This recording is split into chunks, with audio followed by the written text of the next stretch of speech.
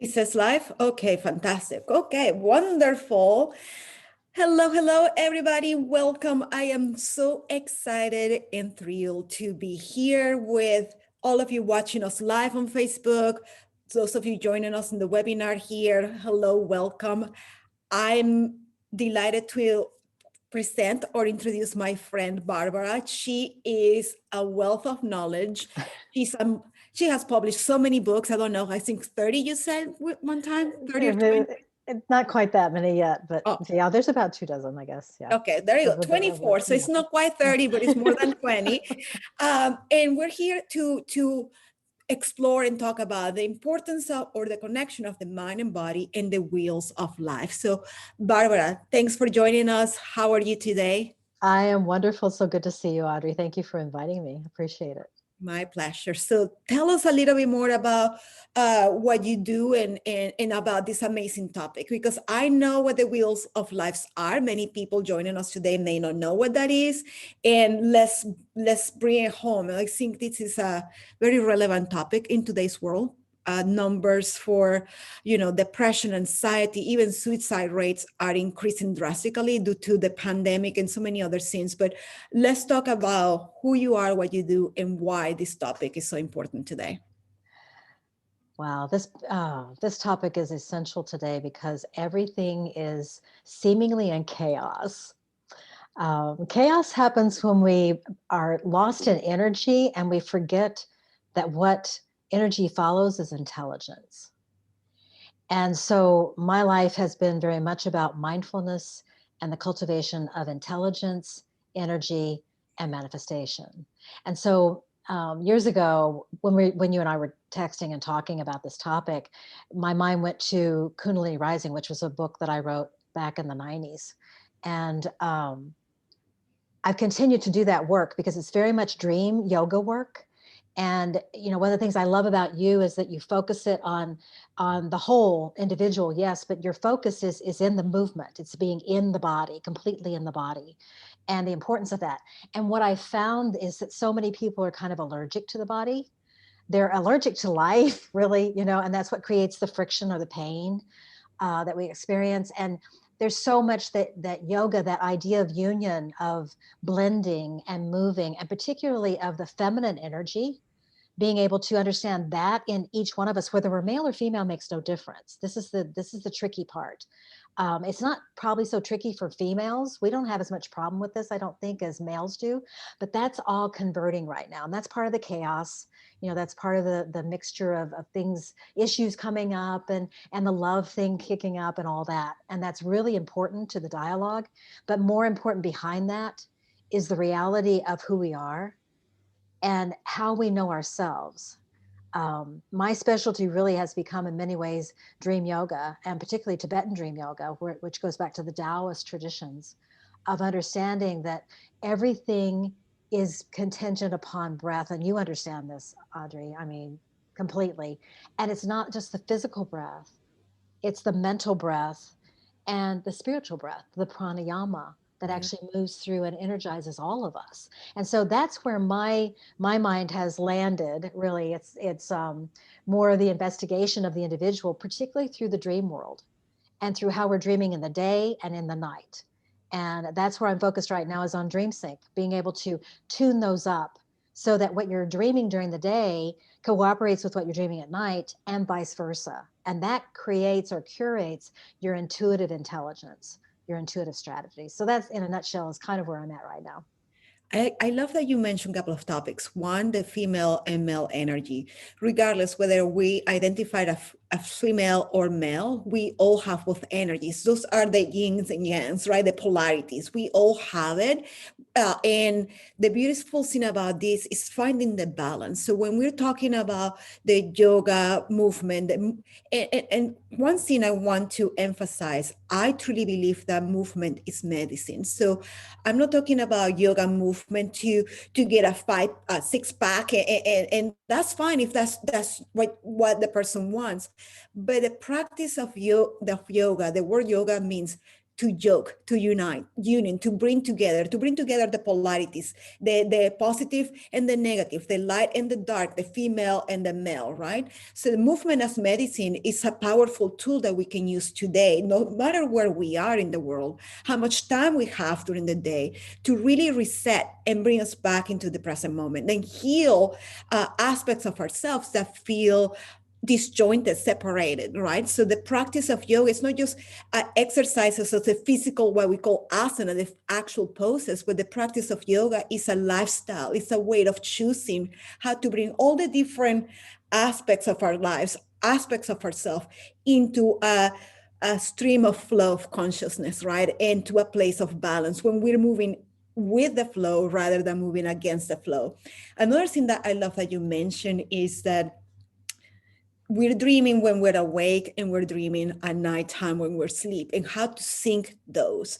Can you tell us why that's important, and especially right now? I mean, again, there's so many people. Last year, as everything, there's a polarity. Some people was the best year ever because their business grew, they pivoted, they changed, and all this stuff. And for other people, I mean, there's so much loss and changes and transformation, and being close and not being able to see our loved ones. It really play a mental toll, an emotional toll in a lot of people. So how does that affect?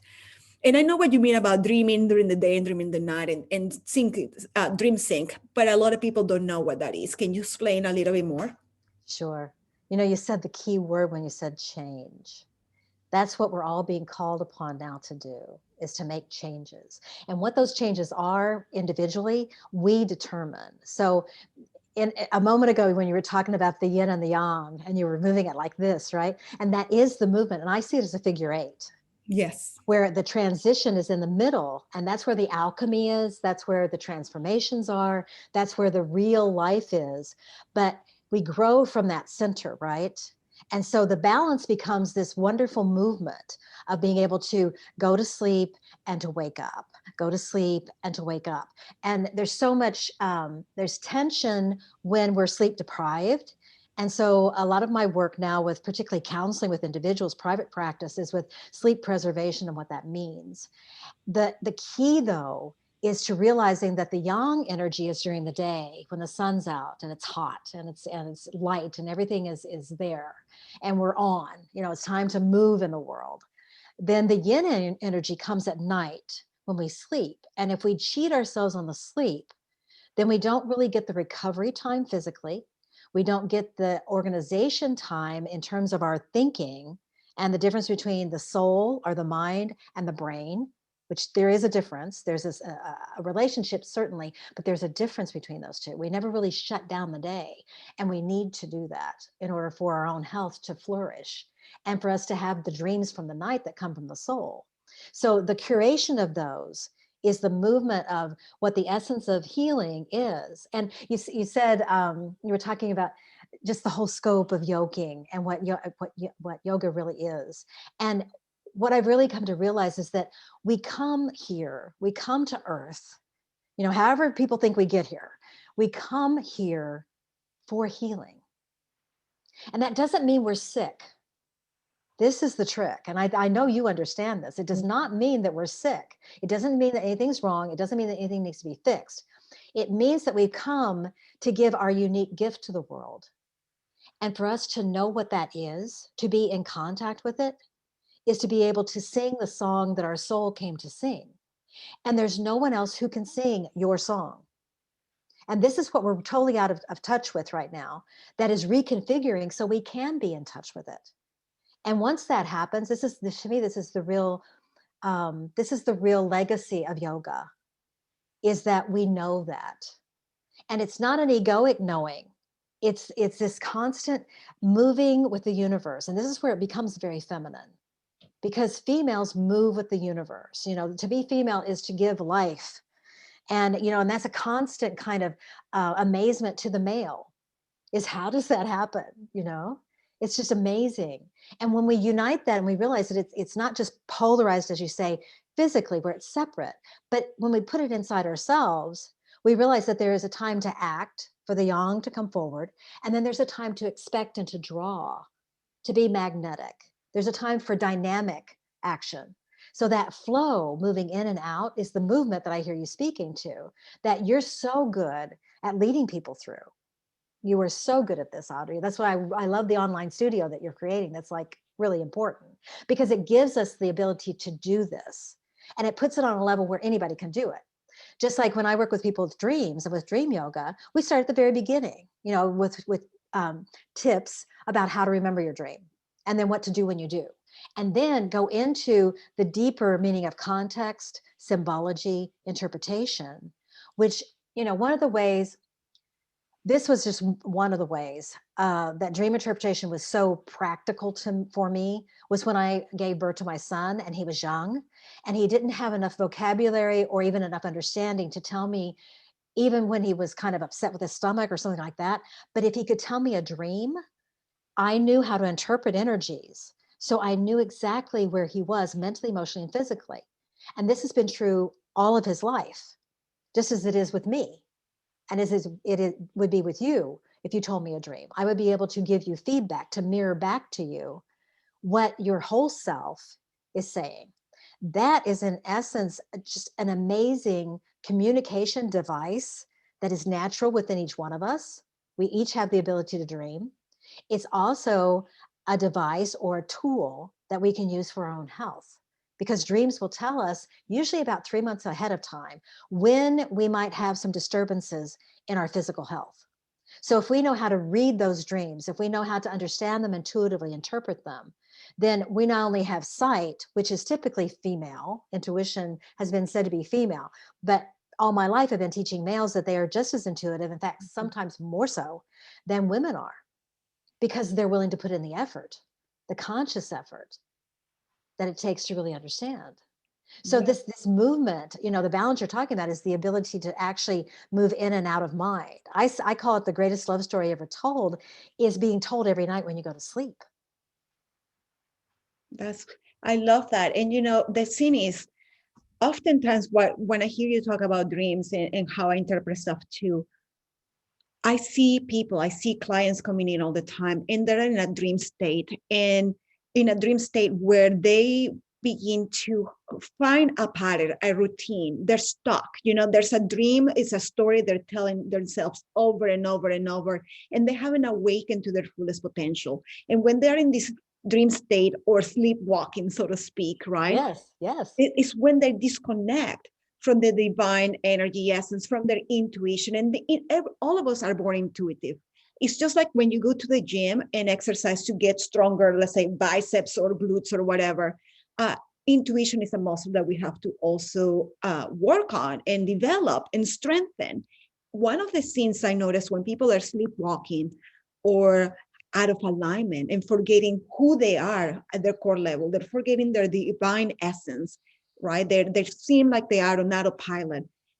That leads to imbalances, not just mental imbalances and emotional imbalances and spiritual imbalances, but at the end of the day, they see the physical imbalance, which is a reflection of what's happening within. So people starting to have anxiety, they feel unfulfilled, their lack of sleep. And as we know, if we don't sleep, you don't restore your body. If you don't sleep, you don't hear the messages or the insight, or you're not able to, like you even said, sometimes your dreams tell you 3 months in advance when your body is going to have some challenges. If we're not sleeping and we're in our heads all the time, we forget to listen to our own body's intelligence. This morning I was teaching a class, and one of the things the theme of the class I was teaching is that we can change ourselves, meaning we can change our appearance, we can change the color of our hair, or if we make it short or long, or we can change the way we dress, we can even change the job that we do or where we live, but we can escape ourselves. And what I mean by that is that oftentimes, if we're naturally happy people, if we are in a core essence is happiness or gratitude or whatever it is, no matter what you wear, no matter where you are, no matter what you're doing, you'll find the happiness. But if you're unhappy, if you are carrying scars and burdens that you haven't been able to heal, no matter where you go, let's say you are living in California at this moment and you, I don't know, whatever, you're trying to escape where you are living because of a relationship or whatever that is, You might be moving to a different state, and within a month or 2 months or within a year, the same patterns you were experiencing in California now follow you into this new place.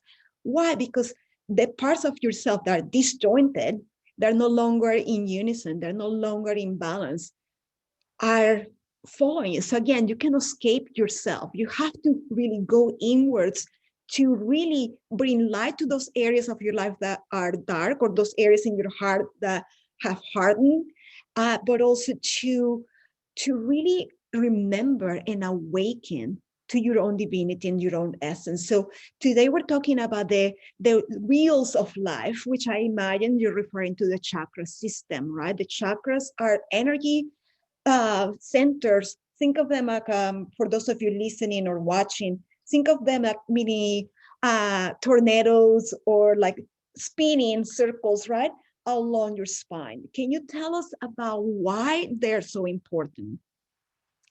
You know what was really, I wish I had one so I could do it right now, but what, 2 years ago, fidget spinners, I think Oh, everybody yeah. knows what they Yeah, were, yeah, yeah. became very popular. And it was so fun to watch that because people were going, why are they interested in that? Why are they buying those like crazy and that kind of thing? And you probably knew as well as I, but it was like, I could see what was coming. What was coming was this fascination with energy and how energy moves. Because the movement of a fidget spinner, you move it one direction, and as it keeps spinning, if you focus on it, it will seem to go in the opposite direction. And this is really important in chakra function, because most people, when they talk about or think about change, because that's really what we're talking about. We're talking about how change happens. And a minute ago, you made reference to the need to let go and when to hold on. And that is the grace in life, is knowing when transition has occurred and when it comes and goes. I mentioned a moment ago working with my son with dream work. I also worked with my dad with dream work as he was on his way out with Lewy body dementia. And the insight that I was able to bring in a shamanic way to his journey was phenomenal for both of us. It was a blessing in my life. And the way that we move into knowing when to grab onto something and to integrate it into ourselves so that we do become more awakened, enlightened, and aware. And when we have used that completely and we let go, just like we do in our digestive system, we take in food, we digest it, and what we can't digest and use, we discard in the latrine, right? So that's the same movement for every thought, every action, every emotion. We have this channel that goes through and it makes that conversion, or as you said, it gets stuck. And so the movement, mentally, emotionally, and physically, is essential to be able to transfer from one state into another. If you think of it like, I always think of it as water, even though chakra energy, we're talking about fire. And we're talking about the use of fire now with water as a symbol. Fire is expansive, it's purifying, it's energetic. Water is soothing, it's cooling, it's flowing, it's graceful, it's feminine. Fire is more masculine. So the working together of the two either creates steam or the fire puts the water out. That's the tendency if it's just allowed to move and to go its own way, which is why nature alone is not enough. There also has to be nurture, which is the love, the care, the concern. And there also has to be a third element. And Buddha called that truth. He said there are three things that will never be hidden for long: the sun, the moon, and the truth. And the truth is in the dream yoga. It's in what we're dreaming and why. It's in, to me, it's in the very essence of Aum, not Om, Aum, the Mhm. whole movement of the sound, because of how it moves through the mind and the body. And it actually reverberates in every cell. And I'm doing a teaching right now on new moons. Every new moon, I do a teaching online. Um, and this next one's going to be on Aum and how we understand that in terms of daydreaming, night dreaming, and twilight dreaming, how we integrate those systems. There's even a quiz on my website, masterliving.org, that people can take that will help you to see which one you tend to go down. It's not that you're one or the other, because we're all of them. We are all of them. However, there does tend to be one that you favor. So you may be more a daydreamer or more a night dreamer or a twilight dreamer. And so we talk about those and we actually bring it into your reality of what are we really talking about there? And it's pretty exciting because that whole area of twilight dreaming is what's really starting to open up right now. It used to be pretty on off, like the polarities you were talking about. It was like either yes or no, digital, the digital world. But connecting the digital world is this middle ground of what the two extremes are even related to. You wouldn't even have the related extremes if you didn't have the whole that's there, right? So knowing what the whole is and that that's you, your core essence, as you talked about a moment ago, being rooted there, knowing that everything begins and ends with you, is one of the basic tenets of being able to live life fully and to give what you came here to give. I love that because, for those of you that are not in the spiritual world, or for some people that are more like, okay, give it to me, like 1+1 is 2, like very, very intellectual, or very like, like that type of personalities. Like, I don't want the woo-woo stuff, give it to me straight. One of the things that you said, which I always tell my clients too, is like, everything begins and ends with you. Whether you are, let's say, experiencing some type of pain, whether it comes from physical pain, chronic pain, or pain from heartbreak, loss, failure, whatever that is, we all, at the end of the day, we're trying to find balance. We're trying to find fulfillment. We're trying to find happiness. But the thing is that we're trying to find it outside of ourselves instead of going within. So this practice of, the mind-body connection and the wheels of life, which is the chakra system, and just to kind of make it more or ground this concept.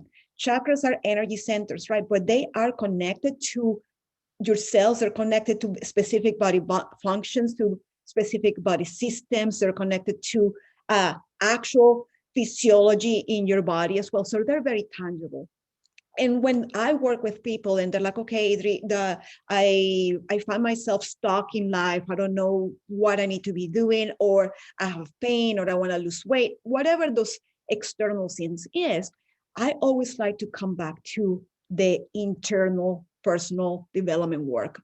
My method, like you mentioned alchemy, you mentioned enlightened, my method is enlightened alchemy, and it's designed to help you, to empower you, give you the tools to transform the physical, mental, emotional aspects of yourself. So then you remember your true essence, your true gift, your true talent. So when people are like, okay, I get it, I want to be more spiritual, I want to be more in sync with my dream state when I'm awake, when I'm in the twilight, when I'm asleep, what can I do every day? Well, one of the things that you can do is, number one, make a choice. Everything ends or begins and ends with you. We can wish all we want, but if we don't choose something, we're still making a choice. Even not choosing is a choice. So where do I start? Well, let me start with health and wellness, develop my mind-body connection. How am I feeling every day compared to when I eat, if I don't eat, if I sleep, if I don't sleep, if I exercise, and if I don't exercise? That's why this practice of yoga, again, the practice of wholeness, mind, body, emotional wellness, and spiritual connection is so important. People think that by practicing yoga, you have to be skinny, certain age, you have to look, or do whatever, be flexible. And I tell everybody, if you have a body and you're breathing, you can practice yoga. And when people say I'm too busy, I don't have enough time in the day, I always come back and turn it back to them and be like, how important is this to you? Don't wait until your body falls apart or your doctor tells you something is wrong for you to start thinking about your health. I always mention this quote by the Dalai Lama. When somebody asks him what suppresses him the most, he says, men, because they will sacrifice their health in order to make more money. And then they spend all their money in order to gain back their health. They're so worried about their future that they don't live in the present. And then they live like they're never going to die. And then they die like they have never lived. So again, when we're talking to this dream sync and the wheels of life and the mind and body connection, what are some of the things that you tell people to do that they can implement? I know what I can tell them to do right away, and I will do that after you give your point of view, but I want to hear three takeaways of how can I, you know, to me as an analytical person, somebody that might not be or well, not me, but you know what I mean. This avatar of somebody that's analytical. That's like, I don't know much about woo woo. How do I go from finding purpose or healing, healing those broken pieces within me, or finding balance, or healing my body, to now being awakened, to being enlightened, to having the alchemy and the transformation of the old version or who I think I am, so I can transform into the person I am meant or I was born to be. Can you tell me three things? Yes, I can. The proprietary process that I am creating right now, I'm creating a masterclass on, is called the Ohm Sequence for Self-Integration. And the three are concentration, meditation, and visualization. And when they all three come together in you is when you have the realization of who you are. What I see as one of the most challenging parts of living right now is that we are giving away our authority every moment. Every moment we're allowing, because of our indecision that you just talked about, we are allowing someone else to determine the flow of our life. And that is a recipe for illness and eventually death. And I've worked with people of all ages. I've worked with people who are suicidal. I've worked with people who are very much concerned with their economics, because economics is all about chakra conversion, all of it, very practical, very real, not woo-woo at all. There is definitely elements of spirituality in every part of our life. And until we will assume that authority in integrity, honesty, and truthfulness inside us, we will continue to experience all kinds of imbalances in our life of things that we don't want, because that's really what we say imbalance is. And that's the whole reality, that one person's treasure is another person's trash.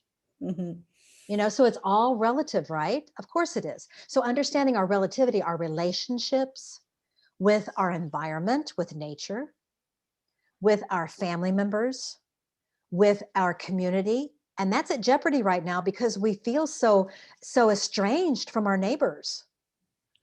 What is that? Why are we doing that to ourselves? We're cutting off what is the wellspring of our humanity and our sense of unity by causing ourselves to not engage with other people. So the engagement starts inside. And once we assume that true responsibility and authority of everything does begin and end with me, then we are able to speak with integrity. Then we are able to flow.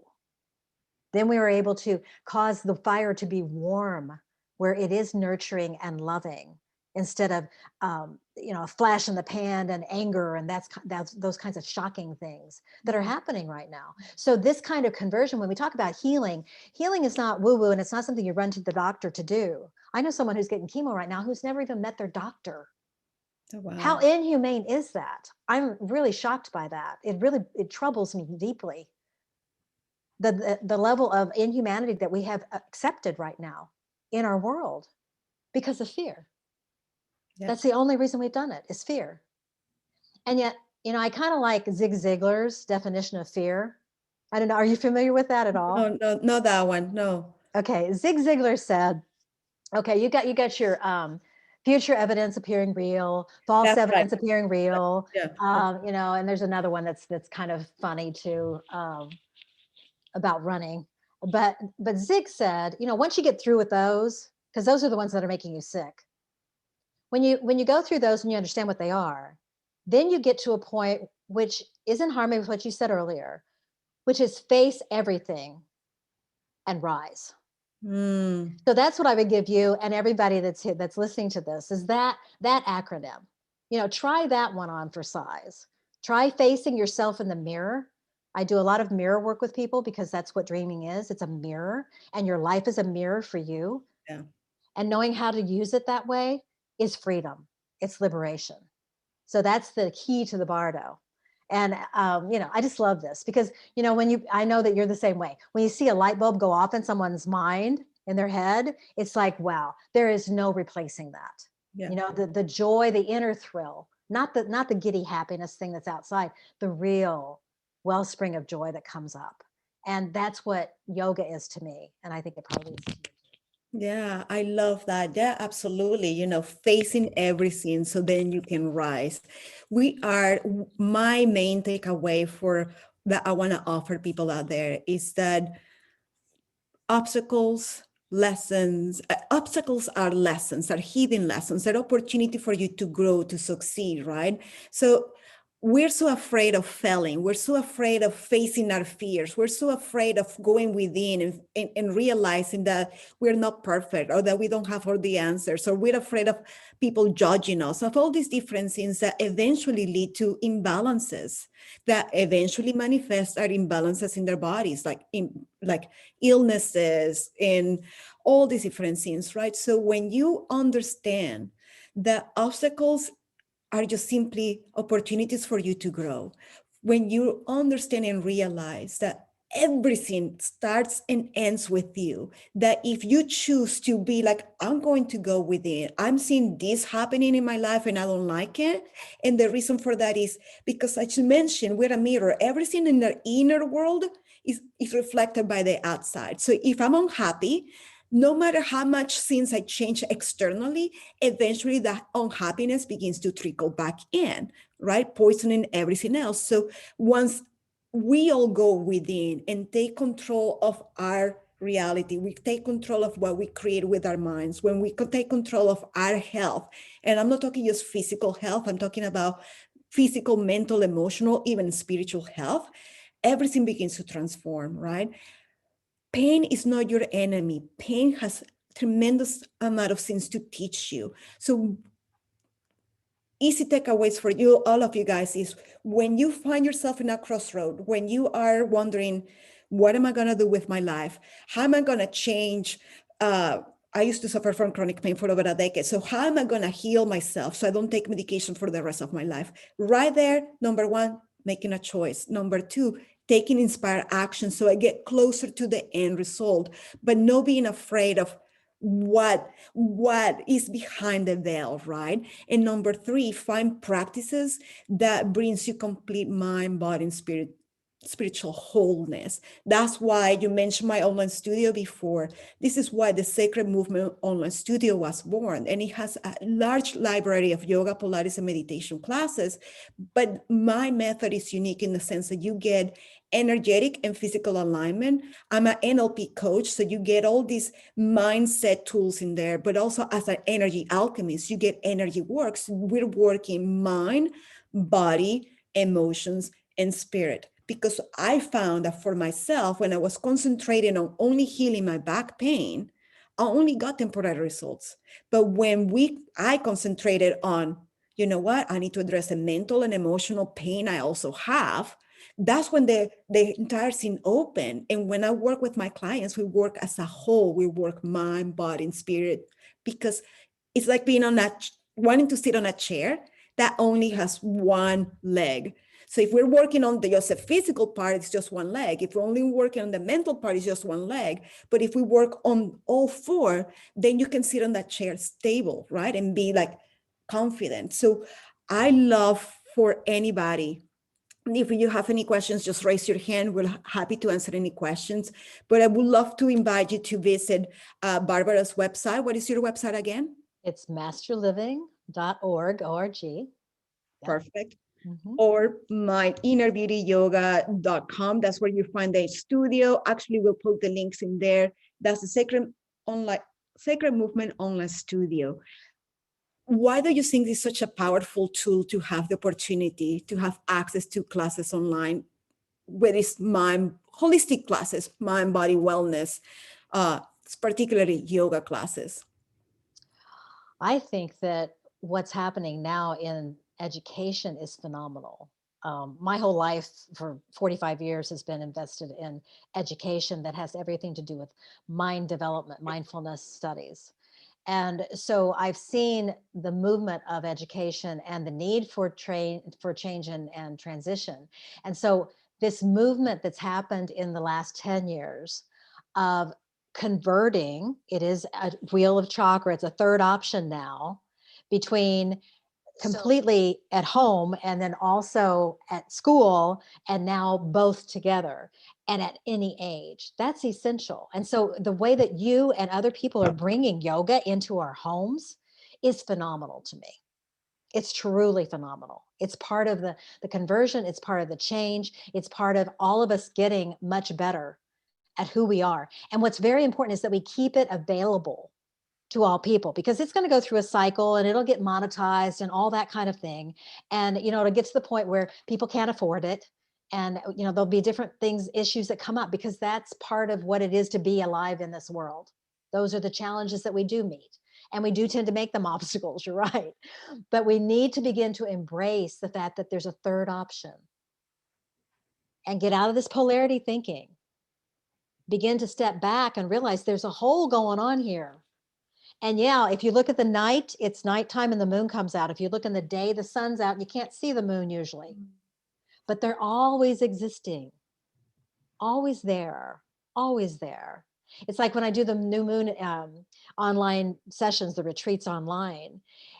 When we have a new moon, wherever we are, which is usually the northern hemisphere, then it's nighttime.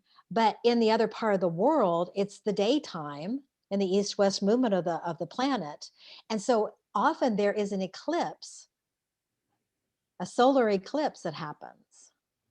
And it's really interesting to see the dynamic of how the celestial images affect us.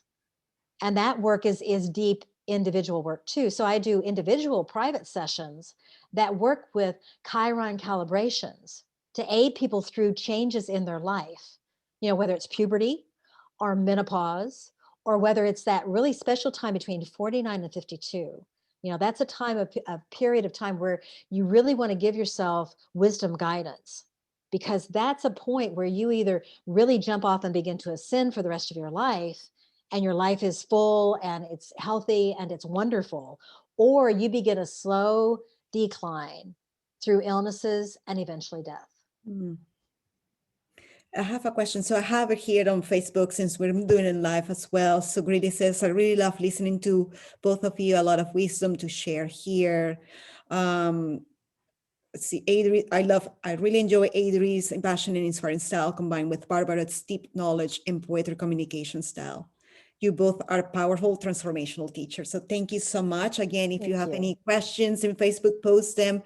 If no, I will take a look later. And if you're here live on the webinar, if you want to raise your hand, if you have a questions, I'll feel free to do that as well. So, well, just a few more minutes. Thank you so much, Barbara, for joining us today. It's been a pleasure. Hopefully you guys received some serious takeaway about the importance of the mind-body connection and how it can impact your day-to-day life.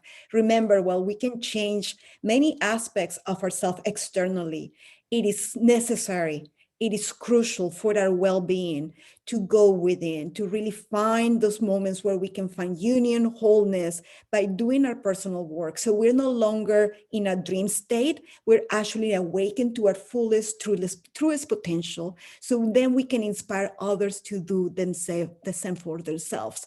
So we're here in a world where we don't need more people trying to become somebody else.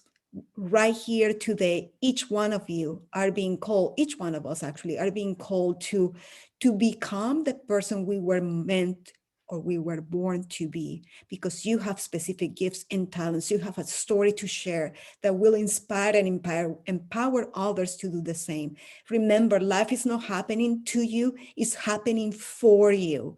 And it's up to you to decide. Everything starts and ends with me. I'm choosing myself today. I'm choosing to take care of myself at the physical, mental, emotional level. There's so many tools out there that you can use. And that's why we're coming together to make it accessible and easy for you to understand how you can empower yourself and implement daily practices, self-care routines, so you can really awaken your body's natural ability to heal and restore itself, so you can awaken your intuition, so you always feel divinely guided to whatever it is that you're meant to be doing in this world, and to really find that emotional and mental sense of empowerment and emotional intelligence. So you own your truth, you stand up tall in your power, and you then Allow that love to flow from deep within yourself to others, inspiring others. So thank you so much for watching, guys. Click on the link below. So we'll post it soon as the webinar is over. If you want to watch the replay, an email will be sent to you. And thank you, Barbara. Any final thoughts on your end? It's always a pleasure to be with you.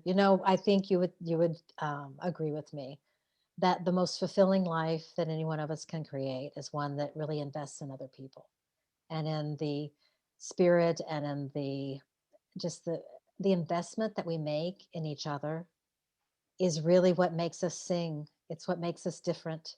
It's what enables us to know that we're really contributing what we came here to give. And so, as we aid other people to find that in themselves, then we really do cross over and we really do find that the dreams that we hold will come true. So, thank you for being a part of that and for doing that work. It's always a pleasure to be in your presence. Same. It's always my honor to be in your presence. So thank you so much, everybody. See you soon. Have a great day. Bye bye, guys.